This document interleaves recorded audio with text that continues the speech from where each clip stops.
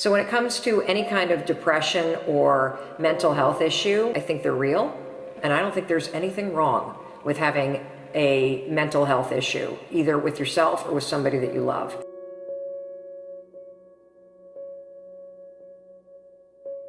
If you have depression, if you have anxiety, if you have post-traumatic stress disorder, if you have any kind of mental health condition, it's nothing to be ashamed of, and it's nothing to hide, and it's something to hit head on with. There's one thing that if you did every single day, no joke, it would make an extraordinary difference in whatever mental health issue you're struggling with, and that is exercise. And the reason why I say this is not based on my own personal experience. It's based on the fact that I think it's the American Psychiatric Association. This is coming from Dr. John Rady. This is his area of expertise. And one of the things that they now mandate as a diagnosis for anybody with depression or anxiety, or any mental illness, frankly, is you've got to exercise every day. And the reason you've got to exercise every day is because what we know about human beings is that when you physically move, your physiology changes, and that changes your brain. Getting your heart rate up, getting outside, breathing, feeling connected, getting out of your house, which may make you feel depressed and trapped. Doing that every day, that physical push. You don't have to run. You don't have to go to an aerobic class. Get outside with your dog in the woods. Walk with a good friend for 2 or 3 miles. Doing that every single day not only moves your body, which changes your mind, it gets you out of your physical environment, which is one of the things that people with depression tend to have a hard time doing. And it also creates a bit of momentum and a bit of a routine in your life. You take on just that single thing. Get outside and exercise every single day as if your life depends upon it, because you know what? It does. Your brain needs it, your body needs it, your mental health needs it. What if your time in the darkness of your wilderness, away from the world, was the season of your greatest growth? What if those times were actually being productive in a different way, where you're actually producing not in the world, but producing within yourself, producing strength, producing new insights, producing new ideas, producing new capabilities, producing new energies, producing new emotions, shifting from fear to love? Because when you go through difficult times, what do you really do if you feel your fear and your pain? You release it. It's out of your system. And you grow in love and bravery and strength. What does that do to your craft? What does that do to your power? What does that do to your bravery? What does that do to the light that you bring into the world? You become this incredible force that is undefeatable. And if you're having one of those dark days, it's okay. It's okay. It's okay to feel that darkness. And if I start crying, I don't think I'll ever stop!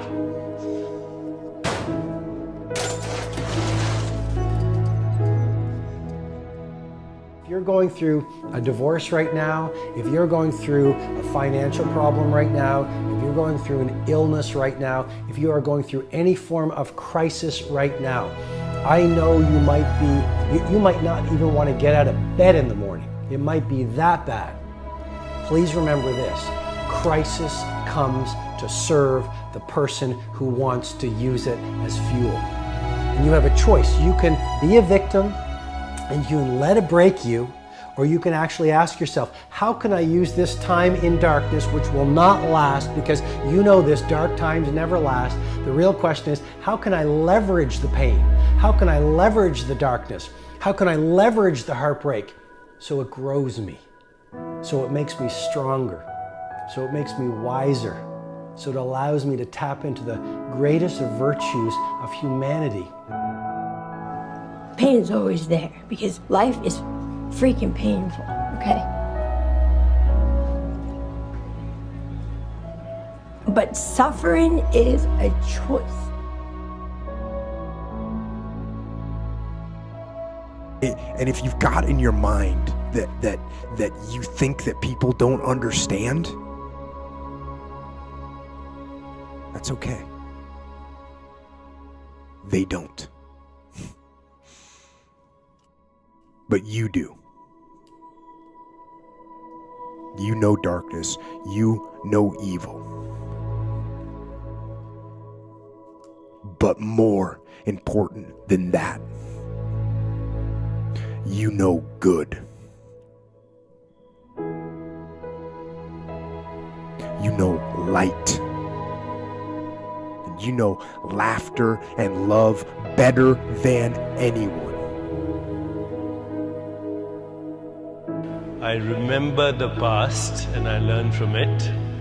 I rejoice and celebrate in the present, and I reimagine the future. If you are victimized by your thoughts, you're victimized by your past. I use memories, but I do not allow memories to use me.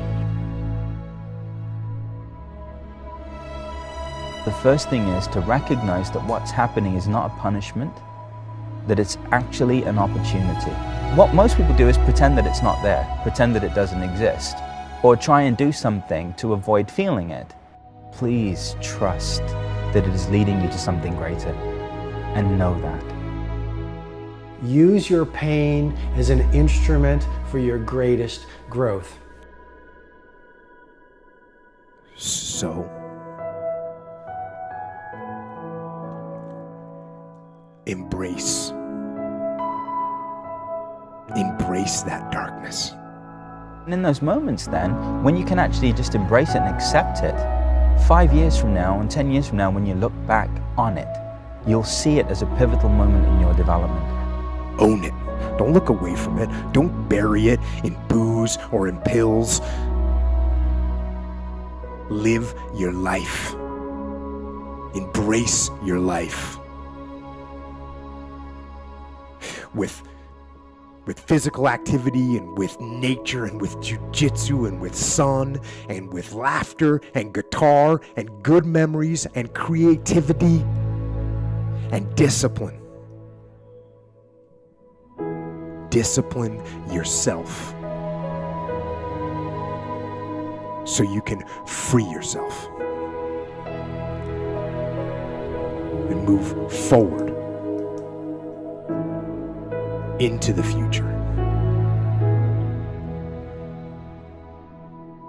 Because you know, as you're going through a difficult time right now, I promise you, I assure you, the clouds will lift. Right? There is sunlight above the clouds. You're just looking at the clouds right now. And they will lift, and crisis has come to teach you the big lesson you're meant to learn to move to your next level in the next chapter of your greatest life. There is an invisible hand at play, whether you feel it or not. And maybe I am the servant of information to remind you in this moment right now, what you're experiencing doesn't feel good, but it is good. Please remember that you are built to shine. Great things are coming your way. You are not average. The darkness will pass. World class is coming, and you are meant to fly. In life, you will run across disappointments. You sure will. You'll run across things that happen in your life that are so wrong. But I have a little saying. In the end, everything will be okay. And if it's not okay, it's not the end. I want you to close your eyes, please.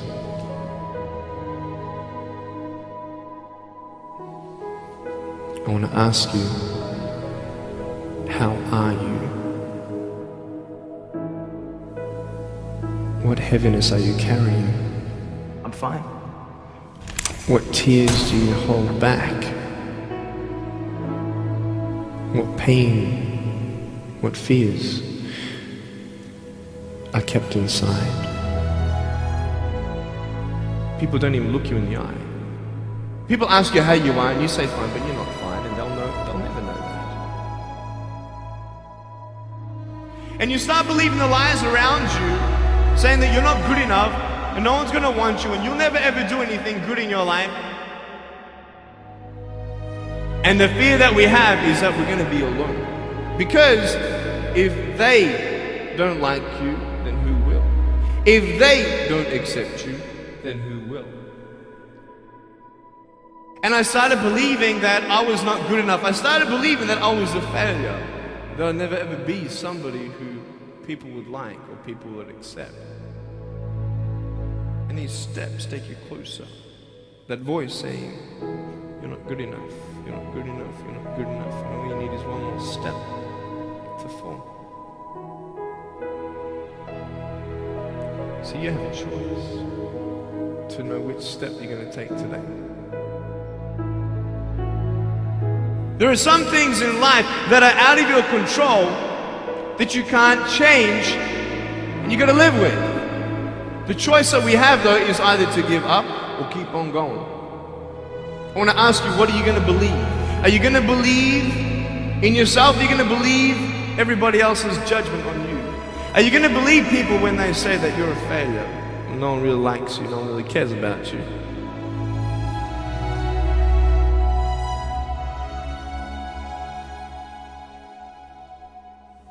You don't have to hold on to those fears. You just take one step at a time. Not to say that one day these fears are just going to completely disappear, but can you forgive those who've hurt you? Because that's when healing starts. Every time someone puts you down, will you make a decision to bring somebody else up? Picture yourself in an open area. There's no buildings and there's no shelter, and there's a storm above you. And this storm represents the situations in your life. And you don't tell anybody what you're going through because first of all, they wouldn't understand. And second of all, they can't even help you anyway. You're in this storm and you're down on your knees and you're cold and you're weak and you feel like this is the end. Are you not still here? You are still here. You don't have to do this alone. But hold on to that person who you think might help you. And imagine them right now saying that they can't stop the storm right now, but they will hold you and keep you warm until the storm passes. Because when they hold you, the storm's still there, but it's okay. Because they're with you all the way.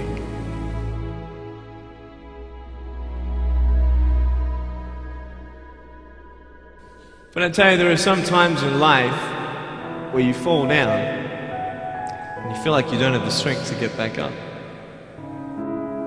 Give up or get up. When you fail, try again. And it's not the end until you've given up. And just the fact that you're here should persuade you that you have another chance to get back up. There's still hope.